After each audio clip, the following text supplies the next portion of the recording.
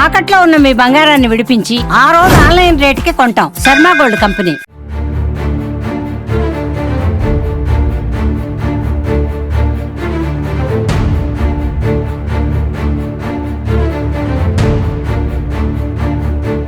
Hi hello welcome to Suman TV. నేను మీ పవన్. ఈ రోజు అయితే శ్రీకాకుళం ఎచ్చెర్ల హైవే మీద అయితే మరో ఘోర రోడ్డు ప్రమాదం అయితే చోటు చేసుకుంది. అయితే ఇప్పటికే వరుస రోడ్డు ప్రమాదాలతో అయితే ఎచ్చెర్ల హైవే అయితే రక్తపు మడుగులు అయితే తొక్కుతుంది అయితే చూడొచ్చు.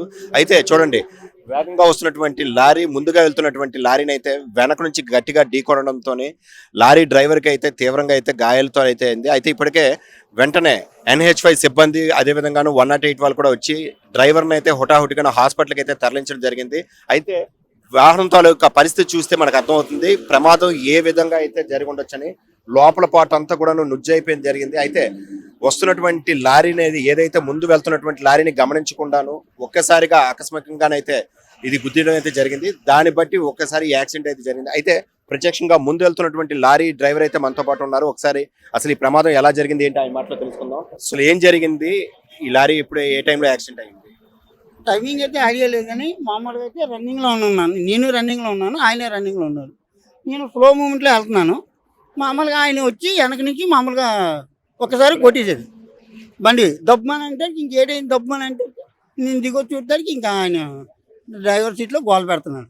ఆ కుర్రోడు ఉన్నాడు క్లీనర్, మాకు క్లీనర్ లేదు, ఆయన క్లీనర్ ఉన్నాడు. క్లీనర్ బయటికి తీసి నా ట్రాలీ మీద పడుకుని పెట్టి తీసి అంబులెన్స్కి వేరే కుర్రోళ్ళు ఉన్నారు, వాళ్ళేం ఫోన్ చేశారు, అంబులెన్స్ వచ్చింది, అందరూ సాయం చేశారు, తీసుకెళ్ళి ఆయన్ని హాస్పిటల్కి తీసుకెళ్ళారు.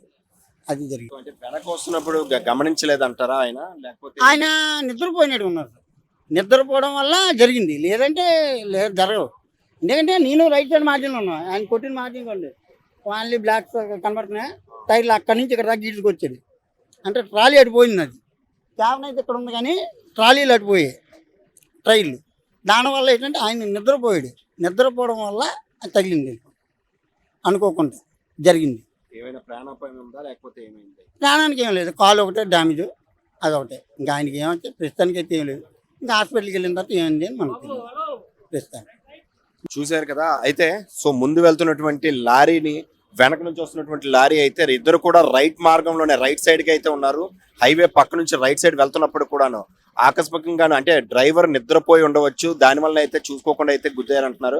అయితే గుద్దిన తర్వాత వెంటనే డ్రైవర్ని అయితే అక్కడ ఉన్నటువంటి క్లీనరు అదేవిధంగా ఉన్నటువంటి లారీ కూడా అయితే తీసుకెళ్లి ఆ లారీ పైన అయితే పడుకోబెట్టి చూసారు. అయితే ఏ లారీ అయితే ముందు వెళ్తున్న లారీని కూడా ఒకసారి చూసే ప్రయత్నం చేద్దాం, నాతో పాటు రండి. మన ముందు ఉందో ఇదే లారీ ట్రాలీని అయితే వెనక నుంచి వచ్చినటువంటి లారీ అయితే ఢీకొనడం జరిగింది. అయితే ఇది కంప్లీట్ గా సాలిడ్ ఐరన్ తో ఉన్నటువంటి ట్రాలీ కాబట్టి ఆ ముందు వెళ్తున్నటువంటి లారీ అయితే నుజ్జైపోవడం అయితే జరిగింది. అయితే ఏదేమైనప్పుడు కూడాను ఆ ప్రమాదం జరిగిన వెంటనే డ్రైవర్ని అయితే తీసుకుని వచ్చి ఇదే లారీ ట్రాలీ పైన అయితే పడుకోబెట్టారు 108 వచ్చినంత వరకు కూడా. అయితే 108 వచ్చిన తర్వాత ఇక్కడ నుంచి తీసుకెళ్లి అయితే ఆయన అయితే పట్టుకెళ్ళడం అయితే జరిగింది. ఇప్పుడైతే హాస్పిటల్ అయితే చికిత్స అయితే పొందుతున్నారు. ఏది ఏమైనప్పటికీ కూడాను ఆయన ప్రాణాపాయం అయితే స్థితిలో అయితే లేనప్పటికీ కాలు పూర్తిగాను డ్యామేజ్ అయితే అయింది అంటున్నారు. అయితే ఇక్కడ స్థానికంగాను ఇప్పటికే ఎచ్చెర్ల హైవే మీద వరుస యాక్సిడెంట్లతోనైతే ఇటు చుట్టుపక్కల గ్రామస్తులు కానివ్వండి అదేవిధంగాను హైవే సిబ్బంది కూడాను ఒక్కసారిగాను అవాక్ అవుతున్నారు. ఎందుకంటే వరుస ప్రతి రోజుకు ఒక యాక్సిడెంట్. మొన్న చూస్తే ఒక కారు ఆటోను ఢీకొనడం అయితే జరిగింది. అదేవిధంగాను నిన్న చూస్తే 2 లారీలు ఢీకొనడం జరిగింది. ఈ రోజు కూడాను 2 లారీలు. హఠాత్తుగా జరుగుతున్నటువంటి యాక్సిడెంట్లకి కారణం అవేర్నెస్ లేకపోవడమా లేకపోతే నిద్రమత్త అన్నది కూడా తెలియకుండా పోయింది. ఏది ఏమైనప్పటికీ రోడ్డు భద్రత ముఖ్యంగానైతే ప్రయారిటీ తీసుకుని హైవే వాళ్ళు చేస్తున్నటువంటి అవేర్నెస్ కార్యక్రమాలు ఇంకా ముందుకు కొనసాగాలంటూ కోరుకుంటున్నారు. Thank you, Suman TV.